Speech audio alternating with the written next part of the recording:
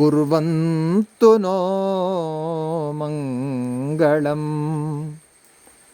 इत्येतद्वरमङ्गलाष्टकमिदं श्रीराजराजेश्वरेण आख्यातं जगताम् अभीष्टफलदं सर्वाशुभध्वंसनं माङ्गल्यादिशुभक्रियासु सततं सन्ध्यासु वा यः पठेत् धर्मार्थादिसमस्तवाञ्छितफलं प्राप्नोत्यसौ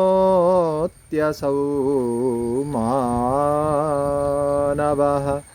मङ्गलं भगवान् विष्णुर्मङ्गलं मधुसूदनः मङ्गलं देवकी पुत्रो मङ्गलं गरुडध्वजः। तदेव लग्नं सुदिनं तदेव ताराबलं चन्द्रबलं तदेव विद्याबलं दैवबलं तदेव लक्ष्मीपते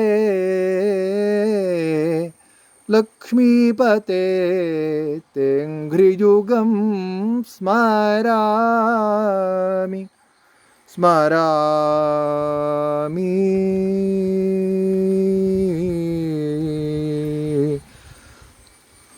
लक्ष्मीपते तेऽङ्घ्रियुगं स्मरामि स्मरामि। लक्ष्मीपते तेऽङ्घ्रियुगं स्मरामि